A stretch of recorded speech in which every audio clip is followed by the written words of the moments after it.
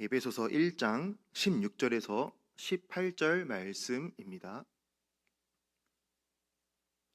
제가 먼저 읽겠습니다. 내가 기도할 때 기억하며 너희로 말미암아 감사하기를 그치지 아니하고 영광의 아버지께서 지혜와 계시의 영을 너희에게 주사 하나님을 알게 하시고 함께 읽습니다. 너희 마음의 눈을 밝히사 그의 부르심의 소망이 무엇이며 성도 안에서 그 기업의 영광의 풍성함이 무엇이며. 아멘. 네, 오늘 읽은 에베소서는 바울이 감옥에 있을 때 썼던 편지, 서신입니다. 신약 성경에서 바울은 여러 교회를 향하여 여러 편지를 많이 썼습니다. 많은 교회를 세우고 많은 지역을 돌아다니면서 그 교회를 일일이 돌보고 목양을 해야 하는데 물리적으로, 시간적으로 할 수 없으니 교회에 대해서 이제 기도하면서 주님께서 주시는 마음을 편지에 담아서 편지를 통해 하나님의 뜻을 전달했습니다. 오늘날은 편지를 쓰는 것이, 또 편지지를 구하는 것이 너무 간단한 일이지만 2000년 전 시대에는 종이를 구한다는 것이 쉽지가 않았습니다. 그 당시에는 파피루스 종이를 사용했는데 그것의 일단 가격도 만만찮았고 그것을 사서 이제 전달을 해야 됐기 때문에 그 바울은 특별하게 돈을 받는 사역자가 아니었잖아요. 자기가 텐트 만드는 업을 하면서 본인이 자비랑으로 돈을 벌면서 선교 사역까지 감당하는 그런 선교사였습니다.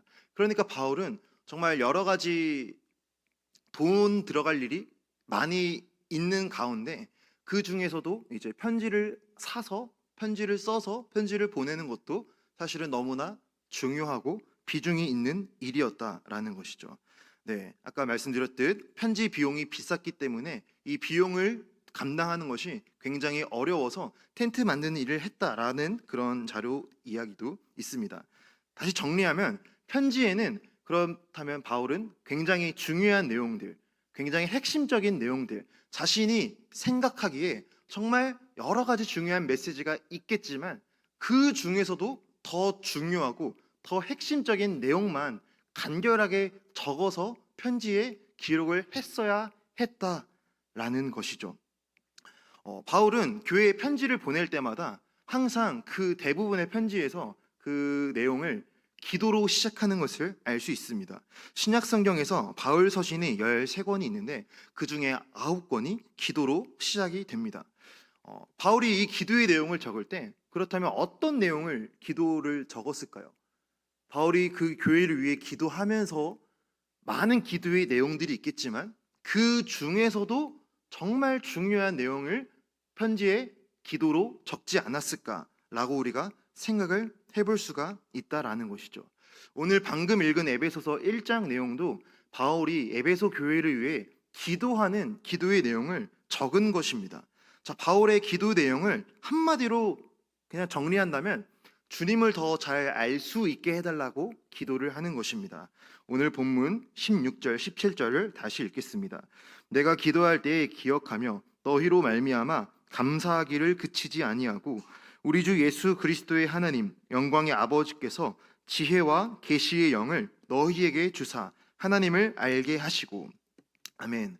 바울은 에베소 교회를 위해 기도할 때에 어떠한 것을 기도했냐? 17절을 보니 지혜와 계시의 영을 주셔서 하나님을 알게 해달라고 기도했습니다. 지혜와 계시의 영은 성령님을 의미합니다. 그러니까 바울의 기도의 내용은 에베소 교회 성도들에게 성령님의 임재가 있어서 성령님의 그런 역사가 일어나서 하나님을 알게 해달라고, 하나님을 깨닫게 해달라고 기도를 하고 있다라는 것이죠. 여기서 계시의 영이라고 말합니다. 계시는 영어로 reveal이라는 뜻인데 밝힌다, 드러내다라는 의미를 가지고 있습니다.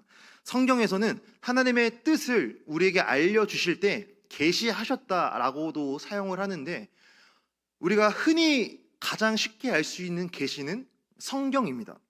하나님께서 글을 통해 하나님의 뜻과 하나님의 마음을 우리에게 드러내 밝혀주신 것이 바로 기록된 계시, 성경이다라고 할 수 있습니다. 자, 그러니까 다시 말해서 계시의 영이라고 하는 것은 하나님의 뜻을 우리에게 알려주셔서 하나님의 마음과 그 깊은 뜻을 깨닫게 하시는 성령의 영이다 성령님이시다라고 우리가 이해할 수 있다라는 것이죠. 본문 18절입니다. 너희 마음의 눈을 밝히사 그의 부르심의 소망이 무엇이며 성도 안에서 그 기업의 영광의 풍성함이 무엇이며.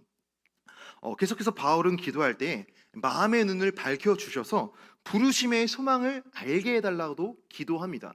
사실 좀 추상적인 표현이라 잘 와닿진 않지만 부르심의 소망, 우리가 전에 하나님을 알지 못할 때 죄 가운데 살아가다가 내 마음대로 살다가 그 죄 가운데 살던 우리를 하나님께서 긍휼히 여기셔서 하나님의 말씀을 듣는 자리 가운데 오게 하시고 말씀을 듣고 예배하는 가운데 하나님의 뜻을 깨닫게 하셔서 우리를 하나님의 나라의 백성으로 하나님의 자녀로 불러주신 그 부르심, 그 부르심의 소망, 죄인인 나를 하나님의 천국 백성으로 불러주신 그 부르심의 소망을 더욱더 깊이 알게 해달라. 성도 안에서 그 기업의 영광의 풍성함이 무엇인지, 우리가 하나님의 자녀로서 우리는 하나님과 함께한 후계자인데 하나님의 나라라고 하는 그 기업, 하나님의 나라라고 하는 그 영광의 풍성함을 우리에게 더욱더 알게 해달라고 기도한다라는 것이죠. 조금 표현이 어렵지만 그냥 한마디로 쉽게 말하면 하나님의 은혜와 하나님의 뜻을 더욱더 깊이 알아갈 수 있게 해달라고 기도하고 있습니다. 오늘 이제 본문인 에베소의 지역을 간단하게만 살펴보기를 원하는데, 에베소라는 지역은 이제 소아시아 지역에서 항구 도시였습니다. 항구 도시였고 굉장히 큰 항구를 가지고 있었고 상업이 굉장히 많이 발달한 도시였다고 합니다. 항상 상업이 발달하면 그 고대에서는 이제 우상숭배 문화가 발달하는데 그 에베소 도시는 아데미라고 불리는, 오늘날로 아르테미스라고 하는 그런 여신을 섬기는 신전이 있었고 여신 숭배 사상과 더불어서 많은 우상숭배 문화가 있었습니다. 바울은 이 에베소에서 3년 동안 머무르면서 교회를 세우고 말씀을 가르치는 사역을 계속 감당을 했습니다. 이 3년 동안 사역할 때 성령을 받아서 변화되는 역사도 일어났었고 많은 사람들이 병에서 치유받는 그러한 역사도 일어났습니다. 그러나 항상 사역이 그렇듯 좋은 일만 일어나는 것은 아니었어요. 이렇게 놀라운 구원받는 역사가 일어났지만 에베소에서 큰 이제 어려움이 두 차례 있었는데, 한 번은 이제 바울이 말씀을 전하면서 우상은 가짜다, 그들이 특별히 섬기는 이제 뭐 아데미 여신 그를 비롯한 여러 가지 우상을 비판하면서 그것은 모두 사람의 손으로 만든 거고 그것은 우리를 구원할 수 없다, 그거는 이제 헛된 것이다 라고 말하면서 바울이 복음을 전했습니다. 자, 그러자 아데미 신전에서 은장색 데메드리오라고 나오는데 사도행전에서는, 그러니까 한마디로 은을 통해서 우상의 형상을 만들어서 판매해서 돈을 버는 데메드리오라고 하는 사람이 갑자기 외국에서 나타난 바울이라는 사람이 잘 살고 있는 에베소 도시에 와서 우상의 일 다 가짜다고 말하고 이런 우상 숭배의 상업 활동을 저지하는 그런 활동을 하니까 이 데메드리오가 폭동을 일으켰어요. 폭동을 일으켜서 한 번에 이제 어려움을 겪는 이런 일이 사도행전 19장에 등장을 합니다. 자, 이런 어려움이 있었고 이제 사도 바울은 이 에베소의 사역을 마친 다음에 이제 다른 도시로 옮겨갈 때 또 이렇게 고백을 했어요. 사도행전 20장 29절에서 30절입니다. 내가 떠난 후에 사나운 이리가 여러분에게 들어와서 그 양떼를 아끼지 아니하며 또한 여러분 중에서도 제자들을 끌어 자기를 따르게 하려고 어그러진 말을 하는 사람들이 일어날 줄을 내가 아노라. 바울이 에베소 교회를 떠나면서 남기기를, 내가 떠난 후에 사나운 이리가 올 것이다. 그러니까 교회에서 성도를 해치는 잘못된 지도자가 나타나서 양떼를 아끼지 아니하고 제자들을 끌어서 자기를 따르게 하려고 어그러진 말을 하는 사람이 나타날 것이다. 쉽게 말하면 잘못된 교리와 잘못된 가르침을 전하는 사역자가 와서 너희 교회를 흔들어 놓을 것이다 라고 이런 말을 하게 되었습니다. 자, 오늘 우리가 이 에베소 교회에 대해서 아주 간단하게만 살펴보았는데 사실 그 당시의 초대 교회를 우리가 한번 상상을 해보면서 말씀을 들어봅시다. 상상을 해보면 오늘날보다 사실 더 어렵고 취약하고 더 많은 공격이 있었던 시대였다라는 것을 알 수 있어요. 왜냐하면 첫 번째로는 그 당시는 성경이 완성되지 않았던 시기였잖아요. 아직 우리가 들고 있는 신약 성경이 완성되지 않았기 때문에 무엇이 하나님의 뜻인지에 대해서 사실 구체적으로 분별하기가 매우 어려운 시기였다라는 거죠. 그 가운데 말을 잘하고 똑똑하고 또 어떤 악한 영의 가르침을 받은, 악한 영이 들린 그런 어떤 사람이 나타나서 교회를 쑥대밭을 만들고 잘못된 이단의 교리를 가르치고 그렇게 하기가 너무나 쉬웠던 환경입니다. 또 하나로는 유대인들이 그렇게 기독교를 박해했습니다. 2000년 전 상황에서 유대교가 바라봤을 때 기독교는 사실 신흥 이단 종교였다라는 거죠. 오늘날 물론 그렇진 않지만 오늘날 우리가 이만희 신천지를 보면서 저 이상한 종교다라고 보는 것처럼 유대인들의 사고와 세계 안에서는 갑자기 예수라고 하는 한 지도자를 하나님이다고 말하면서 따르는 어떤 신흥 세력인 거죠. 그래서 유대인들은 그렇게 기독교인들을 미워했고 박해했습니다. 그래서 사도행전을 읽다 보면은 바울이 어느 지역에 가서든지 항상 박해하는 1순위 사람들이 나오는데 바로 유대인이었어요. 이방인보다도 유대인들이 더 기독교를 박해하고 반대했었습니다. 그리고 세 번째로는 로마 황제, 로마 제국 자체도 기독교를 그렇게 탐탁하게 보고 있지는 않았습니다. 사실 박해의 정도가 1부터 5까지라고 하면은 5 정도에 해당하는 아주 극심한 박해는 AD 84년에 일어납니다.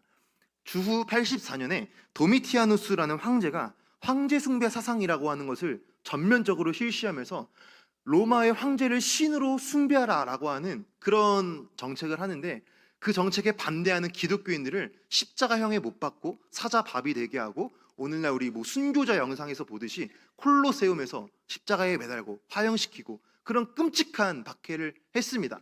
아직 거기까지는 가진 않았어요.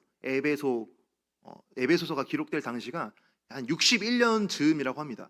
그러니까 아직 그 극심한 박해까지는 가진 않았지만 로마 황제, 로마 정부 자체에서도 기독교를 좋지 않은 그런 어떤 신흥 어떤 종교 세력이다라고 봤던 것이죠. 자, 그래서 사도행전 12장에서 헤롯 왕이 기독교를 박해합니다. 유대 기독교 지도자 중에 야고보를 잡아서 죽이기도 했고 베드로를 감옥에 가두기도 했습니다.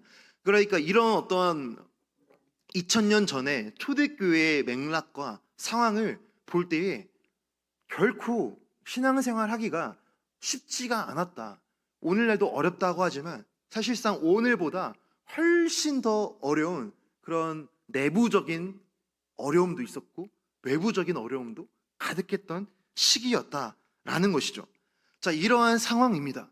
교회 안에서도 계속해서 이단과 잘못된 가르침에 수없는 도전이 있는 상황이고 교회 외부에서도 정부에서 박해하고 있고 유대인들이 박해하는 그런 상황입니다. 이런 상황 가운데 우리가 교회를 위해 기도해야 한다라고 하면은 무엇을 기도해야 될까요? 저라면 당장 하나님 이러한 박해의 상황이 끝날 수 있게 해주세요. 하나님 제발 저 로마 황제가 회심해서 로마의 정부가 정신 차려서 교회를 향한 이 박해가 좀 줄어들 수 있게 도와주세요. 하나님 우리 교회 안에 있는 이런 내부적인 어려움들 끊임없이 갈라지고 있는 이 어떠한 갈라짐의 문제가 해결될 수 있게 도와주세요. 이런 기도를 많이 했을 것 같아요. 자, 그런데 바울이 그 짧은 지면에 기록해야 했던 선별하고 선별한 가장 중요한 기도의 내용이 무엇입니까? 오늘 우리가 읽었던 내용처럼 하나님을 더욱더 깊이 알게 해달라고 기도한다라는 것이죠. 자, 그러니까 바울의 입장에서 생각을 해봅시다.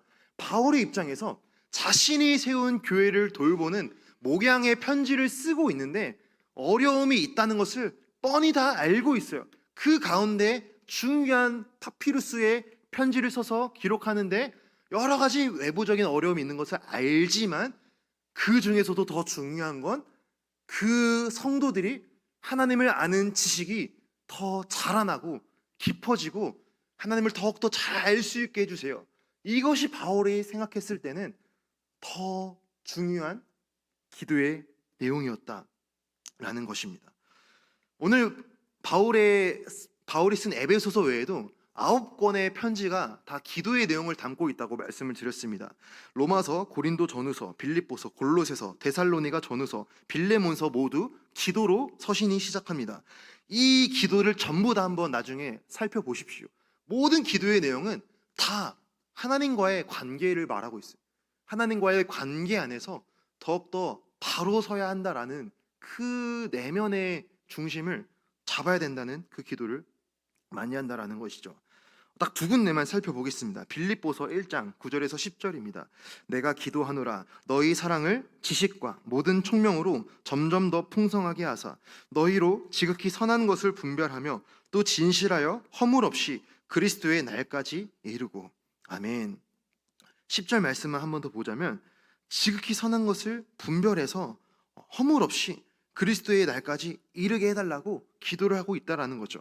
골로새서 1장 9절에서 10절 말씀도 한번 살펴보기를 원합니다. 이로써 우리도 듣던 날부터 너희를 위하여 기도하기를 그치지 아니하고 구하노니 너희로 하여금 모든 신령한 지혜와 총명에 하나님의 뜻을 아는 것으로 채우게 하시고 주께 합당하게 행하여 범사에 기쁘시게 하고 모든 선한 일에 열매를 맺게 하시며 하나님을 아는 것에 자라게 하시고. 아멘. 여기서도 10절 말씀만 9절 10절 한 번만 다시 보면은 9절에서는 하나님의 뜻을 아는 것으로 채우게 하시고 10절에서는 하나님을 아는 것에 자라게 하시고. 바울이 중심으로 가지고 있었던 수많은 기도의 제목 중 가장 중요하고 우선된 기도의 제목은 하나님을 알아가는 것에 있어서 자라가는 것이다 라는 것이죠. 말씀을 보면서 저의 기도의 생활을 한번 점검해보게 되었습니다. 나는 어떤 기도 제목을 더 많이 기도하고 있는가? 사실 저의 기도 제목도 너무나 부끄러운 모습이었어요. 여러 가지 그냥 환경적인 것만을 위해 기도를 많이 하고 있었습니다. 어떤 경제적인 그런 도우심을 위해서, 미래의 인도하심을 위해서, 장차 어떻게 살아가야 될지 이런 것을 위해 더 많이 기도하는 저의 모습을 발견했습니다. 그러니까 하나님과의 관계보다도 어떤 외부적인 환경을 변화시켜달라고 더 많이 기도를 했다라는 것이죠. 자, 그런데 다시 곰곰이 생각해 볼 때 그렇다면 우리가 외부적인 환경의 변화를 위해서 기도하는 것은 그럼 잘못된 것일까? 결국 하나님께서는 성경을 통해서 그럼 너는 외부적인 환경을 구하지 말아라라고 말하시는 것일까? 생각해 볼 때 아니다라는 거죠. 이것도 사실은 구해야 될 기도 제목입니다. 어떻게 알 수 있냐면 예수님께서도 우리에게 기도를 알려주셨잖아요. 주기도문 내용을 봤을 때 일용할 양식을 달라고 기도해라 가르쳐 주셨어요. 예수님께서 말씀하신 것이 일상의 문제를 두고 기도해야 된다. 악에서 구해주시기를 기도해라. 외부적인 박해와 어려움으로부터 구해달라고 기도해라. 예수님이 친히 가르쳐 주셨습니다. 또한 사도 바울은 디모데전서에서 이렇게 말하고 있습니다. 디모데전서 2장 2절에 임금들과 높은 지위에 있는 모든 사람을 위하여 하라. 이는 우리가 모든 경건과 단정함으로 고요하고 평안한 생활을 하려 함이라. 사도 바울도 권면하기를 평안한 신앙생활을 하기 위해 통치자들과 권세자들을 위해 기도해라 라고 구체적으로 명시를 해놨잖아요.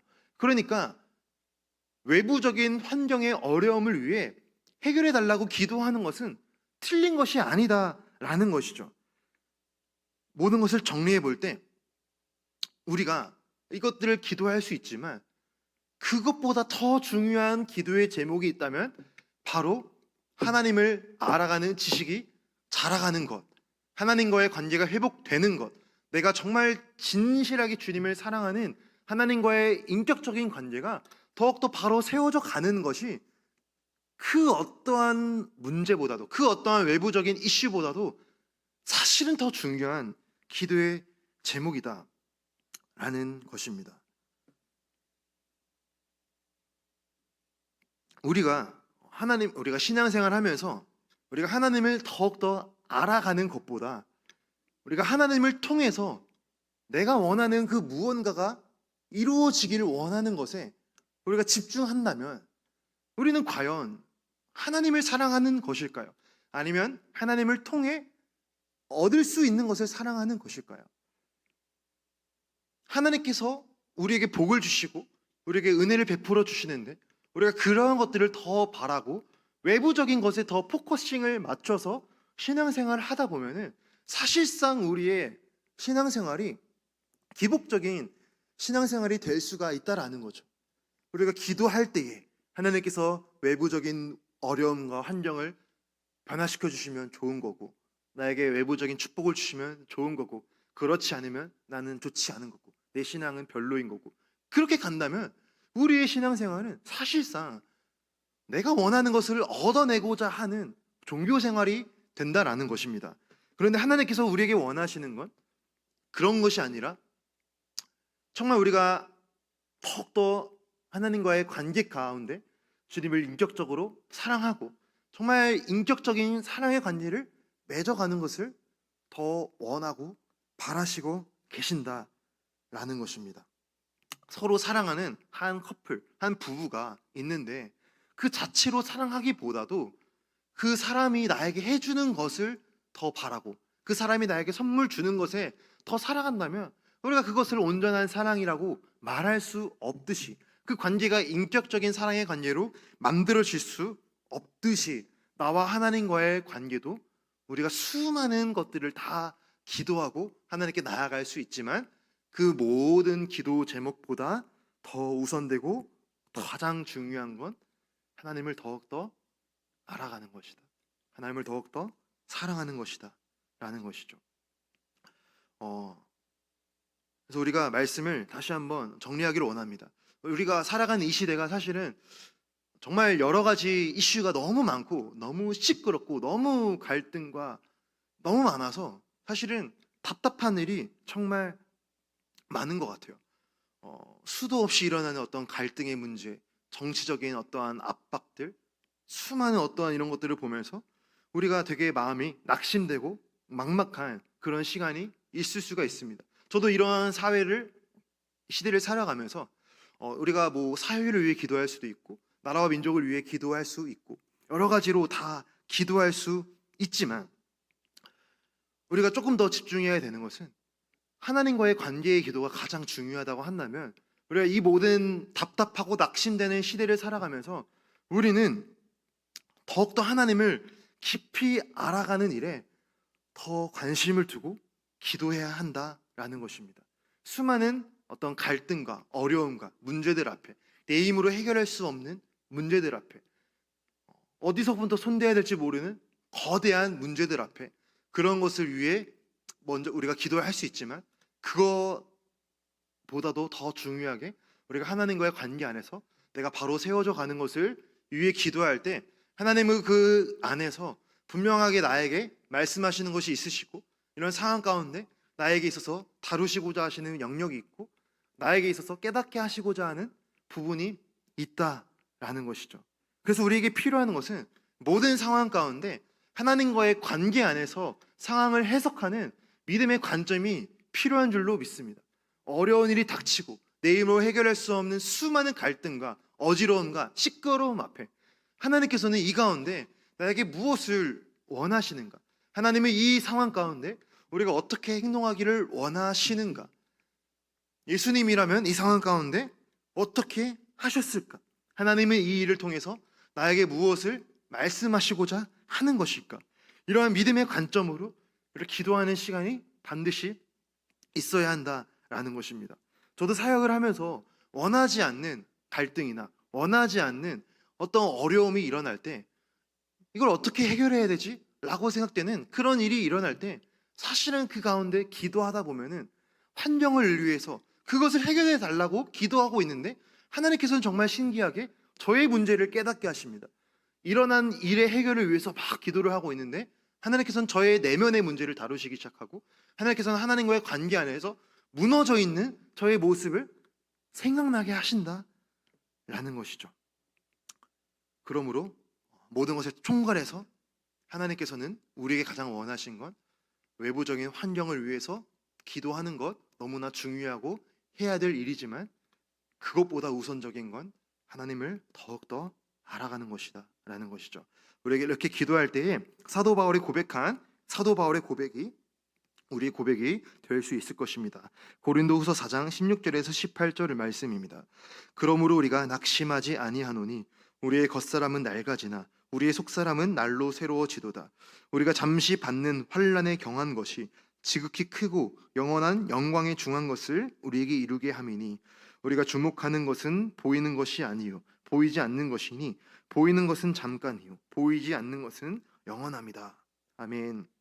16절 말씀을 한번 더 보면은 우리가 낙심하지 아니하노니 우리의 겉사람은 낡아지나 우리의 속사람은 날로 새로워지도다 라고 고백하고 있습니다. 수많은 외부의 어려움과 물리적인 어려움과 박해의 상황 가운데 힘든 상황 가운데 낙심할 수밖에 없는 상황 가운데 바울이 겉사람은 늙으나 우리 속사람은 새롭다라고 고백할 수 있는 것은 그 모든 상황 가운데 하나님 앞에 무릎 꿇고 하나님의 얼굴을 구할 때 하나님과의 깊은 관계로 나아갈 때 주님께서 바울의 마음을 다뤄주시고 그 마음을 새롭게 하시고 속사람을 새롭게 하시기 때문에 그 안에 예수 그리스도의 생명을 주시기 때문에 그 안에 예수 그리스도의 그 놀라운 사랑을 부어주시기 때문에 속사람은 날마다 새롭다라고 고백한다라는 것이죠. 이 고백이 저의 고백이 되기를 저와 여러분의 고백이 되기를 주님의 이름으로 축복합니다. 우리의 기도의 우선순위를 점검하기를 원합니다. 내가 무엇을 더 간절하게 기도해야 하는지 오늘 기도의 시간 가운데 내가 정말 하나님과의 인격적인 관계를 정말 순수하게 주님을 사랑하는 그 마음을 주님과의 첫사랑의 관계를 우리가 더욱더 기도하면서 우리의 모든 개인의 기도 제목, 외적인 기도 제목, 가족의 기도 제목도 주님 앞에 나아가는 우리 모두 우리의 기도의 시간이 되기를 원합니다. 마태복음 6장 33절 그런즉 너희는 먼저 그의 나라와 그의 의를 구하라 그리하면 이 모든 것을 너희에게 더하시리라.